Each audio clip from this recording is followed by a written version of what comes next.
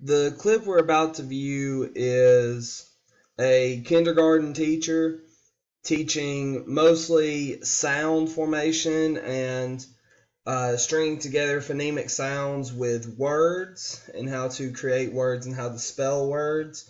And so we're going to actually analyze this class and sort of reflect over not only the form of how the video is shown and portrayed through the angle, audio, any extra effects, but we're also going to be looking at the content and teaching.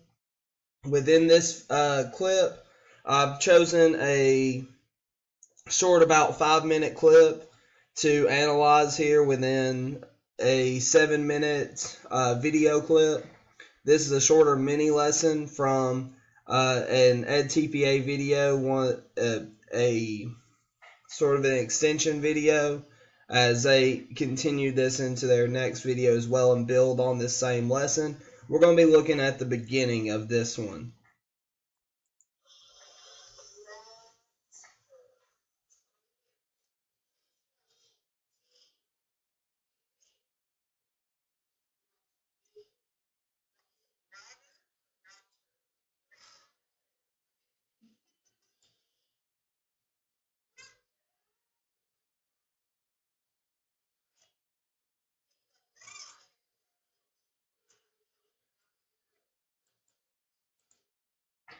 So as we noticed so far, in terms of the form of the video, we have the teacher using a camera angle that shows the board that is being used to teach the students how to correctly write and spell the words that they're discussing, while also providing us a view of herself and the students, most of the students that are there on the mat.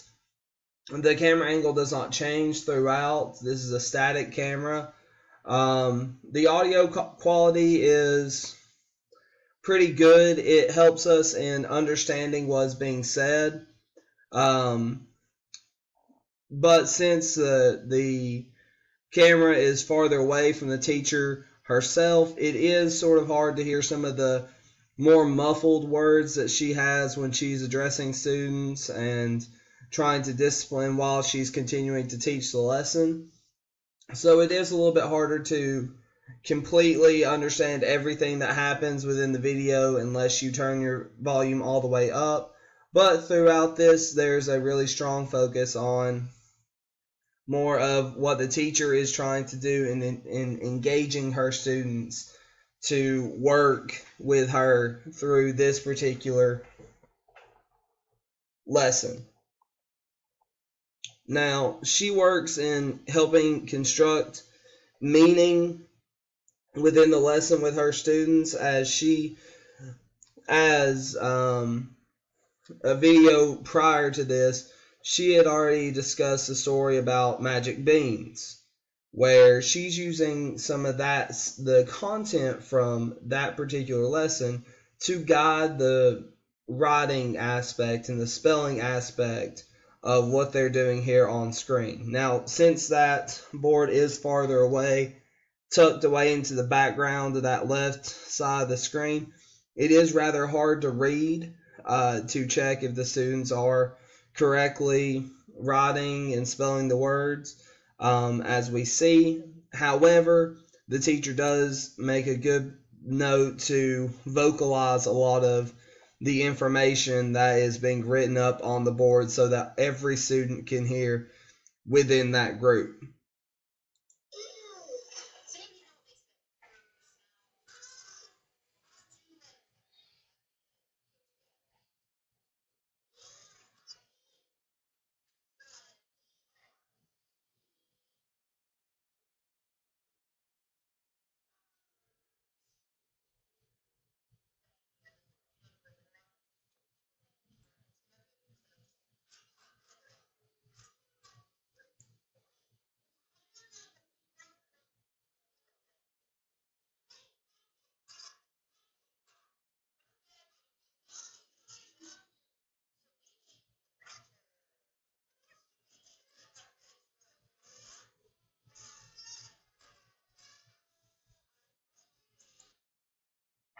Now, here we have the teacher, as we saw throughout the previous clip, from where we had stopped previously. We see her engaging her students in responding to what it is that she's asked. A lot of the work that they've done so far has been more of a question response, where the students call out answers and they respond to what she is wanting from them in her questioning.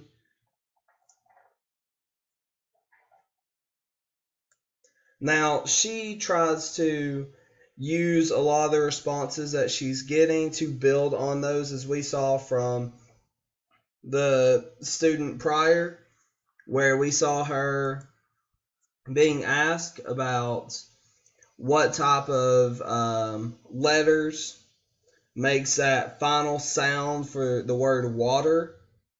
What's the final letter? What's that final sound? And they said it's the R sound.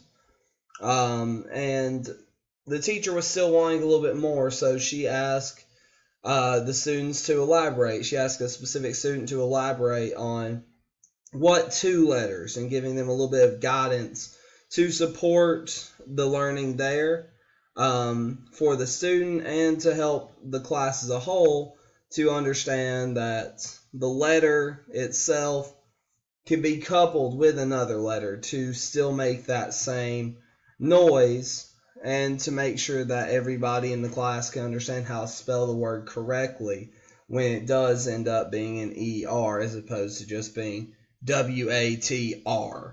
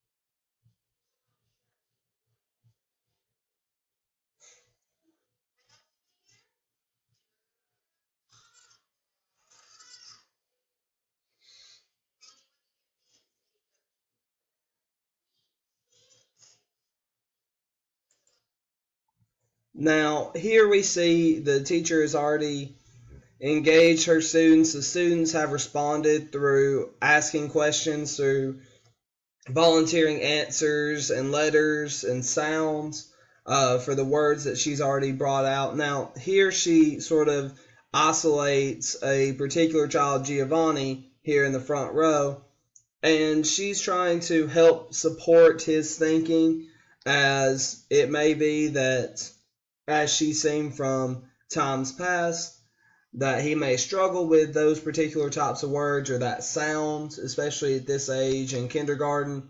It is hard for some students to grasp that R sound. So she's taken some special interest in that individual student to make sure that he is able to get the response that she's looking for.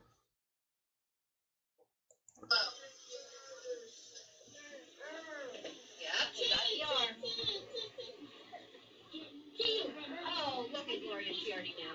Look at you. Are we done? Yeah. We think we're done. Let's do a swim check. Right, sound right? Yeah.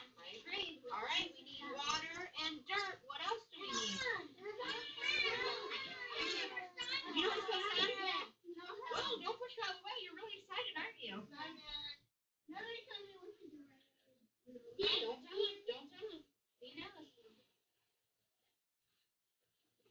How did you know that? It's 8. You just know? You're just super smart. 8.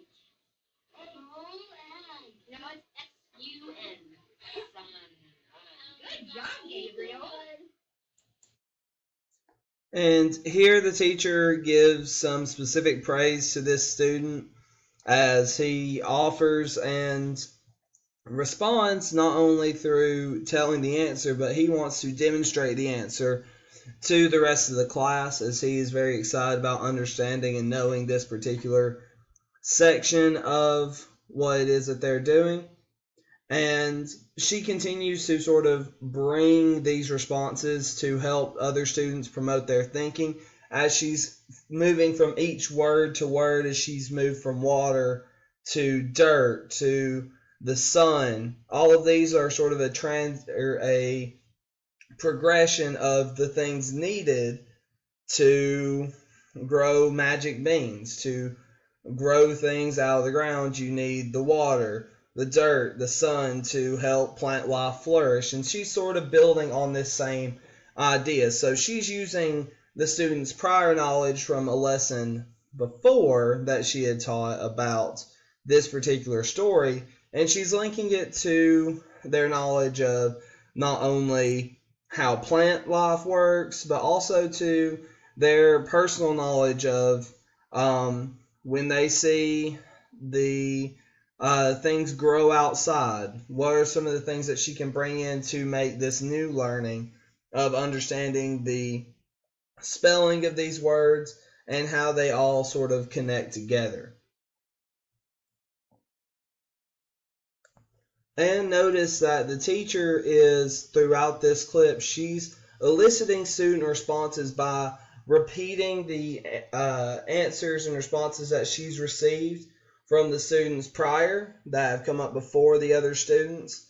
And she's using those as prompts, as starting points to help propel the students into the next word, to the next section of her lesson. She's using the students' responses to shape the segment of the lesson.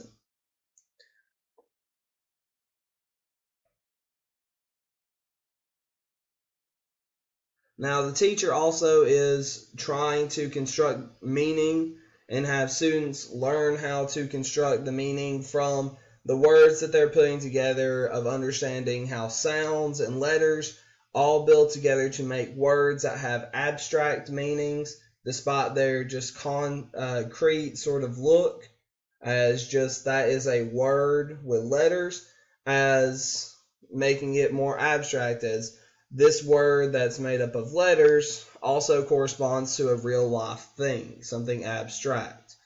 So throughout this, she has done a very good job with engaging most of her students, maintaining the attention of most of the students, especially in the front rows, and making sure to acknowledge those that are not doing it as well and not focusing as well throughout the lesson. But she's also using that as a way to transition into them learning more and being able to help the class in an overall aspect.